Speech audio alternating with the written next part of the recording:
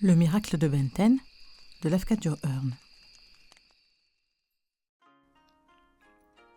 Il y a dans la ville de Kyoto le célèbre temple des femmes appelé Amadera. Sadazumi Shino, le 5e fils de l'empereur Siwa, y passa la plus grande partie de sa vie comme prêtre, et des tombes de beaucoup de personnes célèbres se dressent dans le parc qui entoure le temple. Mais la construction actuelle n'est pas celle de l'ancienne Amadera. Le temple primitif tomba dans un tel état de ruine, 1000 années après sa fondation, qu'on dut le rebâtir entièrement, et cela se passait la 14e année de l'ère de Genroku, 1701. Un grand festival célébra la restauration du temple des femmes, et parmi les milliers de personnes présentes à cette fête, il y avait un jeune poète, un étudiant appelé Anagaki Baishu.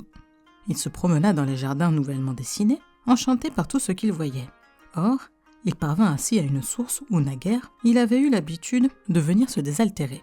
Il fut surpris de voir que, tout autour de la source, la terre avait été creusée de façon à former un étang carré. À l'un des coins de cet étang, on avait planté un écriteau de bois portant cette inscription « Danjo Sui », eau de naissance ou de réincarnation. Et il vit aussi qu'on avait érigé près de l'étang un temple tout petit mais très beau, consacré à Benten, déesse de la beauté. Tandis qu'il considérait ce temple, une soudaine bouffée de vent fit voler à ses pieds un tansoku, un de ces longs rubans de papier de couleur sur lesquels sont inscrits, en sens vertical, des poèmes. Et sur ce tansoku étaient tracés des vers d'amour d'un poème bien connu que le jeune homme savait même par cœur. L'étudiant remarqua tout de suite que le poème avait été écrit sur le tansoku par une main de femme, et en caractères si fins que ses yeux en étaient tout émerveillés. Quelque chose dans la forme de ces caractères, une grâce indéfinie, laissait deviner que celle qui les avait tracés devait être à cette période de la jeunesse où sous l'enfant perce déjà la femme, et la couleur riche et pure de l'encre choisie témoignait d'un cœur également pur et bon. Hanakagi Baishu plia avec soin le tansoku et l'emporta chez lui. Là, il examina à nouveau. L'écriture lui en parut encore plus belle. Sa science de la calligraphie lui révéla que le poème avait sans doute été écrit par une toute jeune fille, mais très intelligente et probablement très douce. Cette assurance suffit pour évoquer en son esprit l'image d'une fort charmante personne. Et il fut bientôt éperdument amoureux de cet inconnu. Sa première résolution fut donc de rechercher celle qui avait écrit ces vers et d'en faire sa femme. Mais comment la trouver ? Où était-elle ? Où vivait-elle ? Certes, il ne pouvait espérer la rencontrer que grâce à la faveur des dieux. Mais il se dit que les dieux seraient peut-être très heureux de lui venir en aide. Le vent avait porté ce tansoku jusqu'à lui, alors qu'il se tenait près du temple de Benten-sama. Or, c'est précisément à cette divinité que les amoureux adressent leurs prières d'heureuse union. Il se rendit donc au temple de Benten de l'eau de la naissance, sur les terres de la Madera, où il formula sa requête avec toute l'ardeur de son amour. « Ô déesse, aie pitié de moi. Aide-moi à trouver où habite la jeune fille qui a écrit le tansoku. Accorde-moi une seule occasion de la rencontrer, ne fût-ce que pour un moment. » Ayant récité cette prière, il se mit en devoir d'accomplir un service religieux qui devait durer 7 jours, Nanuka Mairi, en l'honneur de la déesse. Il pria dans un certain temple tous les jours, pendant 7 jours de suite, et forma le vœu de passer la 7e nuit entière en adoration devant le petit autel de l'étang carré. Or, la 7e nuit, la nuit de vigile, à l'heure où le silence était le plus profond, il entendit une voix qui appelait à l'entrée principale du parc du temple. Quelqu'un demandait la permission d'entrer. Une autre voix répondit à l'intérieur du temple. La grille s'ouvrit, et Baishu aperçut un vieillard majestueux qui s'approchait lentement. Il était vêtu de ses robes de cérémonie, et, sur ses cheveux blancs, portait un bonnet noir dont la forme indiquait qu'il appartenait à un très haut rang. Lorsqu'il parvint au petit temple de Benten, il s'agenouilla comme s'il attendait un ordre divin. Alors la porte extérieure du temple s'ouvrit. Le rideau de bambou qui dissimulait le sanctuaire secret fut à demi relevé par une main invisible et un shigo, ou petit page d'une noble maison, apparut. Il était très beau et ses longs cheveux étaient noués en arrière selon la coutume ancienne. Il s'arrêta sur le seuil du temple et dit au vieillard d'une voix claire et forte : « Il y a ici quelqu'un qui nous a supplié d'intervenir en faveur d'une union d'amour qui ne convient guère à sa condition actuelle et qui est par conséquent assez difficile à susciter. Mais comme ce jeune homme est digne de notre pitié, nous vous avons appelé pour examiner si nous ne pourrions rien faire pour lui. S'il est possible de prouver qu'il y eut une relation quelconque entre lui et celle qu'il aime, dans sa naissance antérieure, vous les présenterez l'un à l'autre. » Le vieillard s'inclina respectueusement devant le page. Puis, se levant, il tira de la poche de sa longue manche gauche une corde cramoisie. Il passa un bout de cette corde autour des épaules de Baïchou, comme s'il voulait le ligoter. Il jeta l'autre extrémité dans la flamme d'une des lampes qui éclairait le temple, et, tandis que la corde brûlait, il agita 3 fois sa main comme s'il appelait quelqu'un hors des ténèbres. Immédiatement, dans la direction de la Madeira, on entendit un bruit de pas léger. Un moment plus tard, une jeune fille apparut, une jeune fille charmante, âgée de 15 ou 16 ans. Elle s'approcha avec grâce, mais très timidement, tout en cachant le bas de son visage derrière son éventail. Puis, elle s'agenouilla auprès de Baïchou. Alors le page dit à l'étudiant : « Depuis quelque temps, vous avez souffert de cruelles peines de cœur. Votre amour insensé a même altéré votre santé. Nous n'avons pas voulu que cet état malheureux se prolongeât davantage. Voilà pourquoi nous avons appelé le vieux Yom sous la lune, le dieu du mariage, afin de vous présenter à celle qui a écrit le Tansoku. Elle est à vos côtés. » En prononçant ces paroles, le page se retira derrière le rideau de bambou. Le vieillard s'en fut comme il était venu. La jeune fille le suivit. Et presque aussitôt, l'étudiant entendit la grande cloche du temple des femmes qui sonnait l'heure de l'aube. Il se prosterna en rendant grâce devant l'autel de Benten et reprit le chemin de sa demeure, ayant l'impression qu'il se réveillait d'un rêve délicieux. Il était infiniment heureux d'avoir vu la charmante personne qu'il avait si ardemment désiré de connaître, et pourtant très malheureux dans la crainte de ne la plus jamais revoir. Mais à peine venait-il de franchir la grille du temple et de s'engager dans la rue, qu'il vit une jeune fille qui s'en allait seule dans la même direction que lui. Et il la reconnut. C'était celle à qui il venait d'être présenté devant le temple de Benten. Il pressa le pas pour la rejoindre, elle se retourna et le salua gracieusement.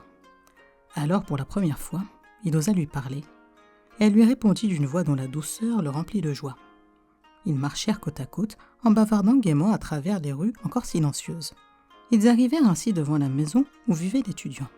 Là, il s'arrêta et confia à la jeune fille ses espérances et ses craintes.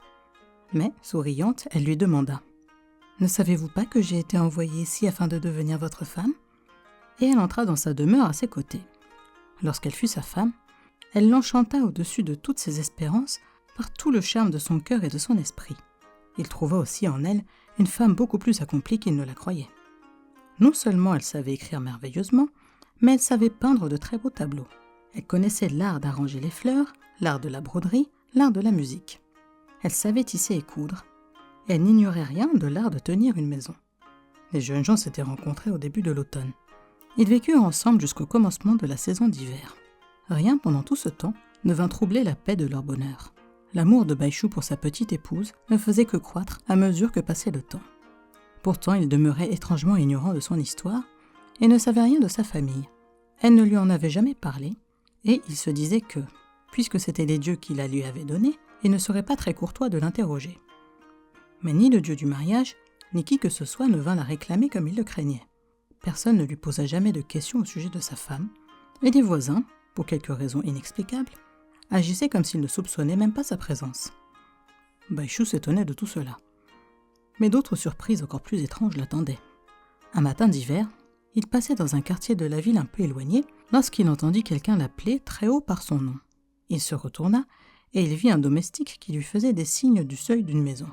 Comme il ne connaissait pas ce serviteur et qu'il n'avait aucun ami dans ce quartier de Kyoto, il fut un peu surpris d'être ailé de cette sorte. Mais le domestique vint à lui, le saluant avec la plus grande déférence, et lui dit : « Mon maître désire vivement avoir l'honneur de s'entretenir quelques instants avec vous. Daignez entrer. » Après une courte hésitation, Baïchou se laissa conduire jusqu'à la maison. Là, un homme fort digne et richement vêtu, qui paraissait être le maître du logis, vint au-devant de lui et l'emmena cérémonieusement dans la salle de réception. Lorsqu'ils eurent échangé les politesses d'usage dans une première rencontre, l'inconnu s'excusa envers l'étudiant de tout le sans-gêne de l'invitation qu'il lui avait fait faire par son domestique. « Vous avez sans doute trouvé très impertinent de notre part de vous appeler ainsi, dit-il.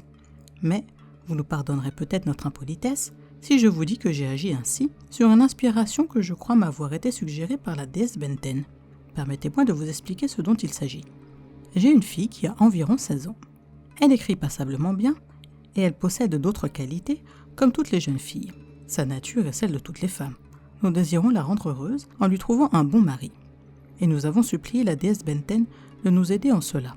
Puis nous avons envoyé à chacun des temples de la ville un Tansoku, écrit par ma fille. Quelques nuits plus tard, la déesse m'apparut dans un rêve et elle me dit « Nous avons entendu ta prière et avons déjà présenté ta fille à celui qui deviendra son époux.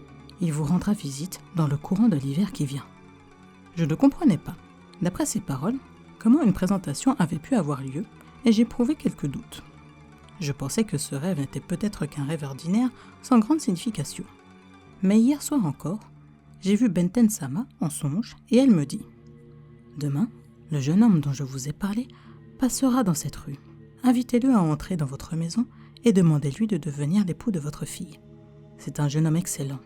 Et plus tard, il parviendra à un rang beaucoup plus élevé que celui qu'il occupe actuellement. Puis elle me dit votre nom, votre âge, votre lieu de naissance. Et elle me fit en outre une description si exacte de vos traits et de vos habits que mon domestique n'a eu aucun mal à vous reconnaître d'après les indications que j'ai pu lui donner. » Cette explication, au lieu de rassurer Baishu, le surprit encore davantage. Il répondit seulement par des remerciements polis pour l'honneur dont son hôte venait de l'entretenir. Mais lorsque celui-ci demanda de le suivre dans un autre appartement afin de le présenter à sa fille, son embarras fut extrême. Pourtant, il ne pouvait raisonnablement se refuser à cette présentation. Il ne lui était guère possible, étant donné ces circonstances extraordinaires, d'avouer qu'il avait déjà une femme qui lui avait été donnée précisément par la déesse Benten elle-même, une femme dont il ne songeait nullement à se séparer. Ce fut donc dans un grand silence et tout tremblant qu'il suivit son hôte jusqu'à l'appartement indiqué. Et lorsqu'on lui présenta la fille de son hôte, quelle ne fut pas sa surprise de découvrir qu'elle était bien la même personne que celle qu'il avait déjà épousée. La même, et pourtant pas la même. Celle qui lui avait été présentée par le dieu du mariage n'était que l'âme de sa bien-aimée, mais celle dont il allait maintenant devenir l'époux dans la maison de son père, représentant le corps réel de la même jeune fille. Et la déesse Benten avait accompli ce miracle par amitié pour ses fidèles. Ici, l'histoire originale s'interrompt. Tout à coup, en omettant d'expliquer plusieurs détails importants, la fin est quelque peu décevante. On aimerait connaître les expériences mentales de la jeune fille pendant la vie mariée de son fantôme. On aimerait aussi savoir ce qu'il advint du fantôme, s'il continua à mener une vie indépendante, s'il attendit patiemment le retour de l'étudiant, ou s'il se confondit avec la vraie mariée. Mais le livre ne nous dit rien de tout cela. Pourtant, un ami japonais m'expliqua ainsi le miracle. La mariée fantôme n'était formée en vérité que du Tansoku. Il est donc très possible que la vraie jeune fille ignorait la rencontre du temple de Benten. Lorsqu'elle traça les beaux caractères sur le Tansoku, quelque chose de son âme passa dans les lettres qu'elle écrivit. Donc, il fut possible d'invoquer son double hors de son écriture.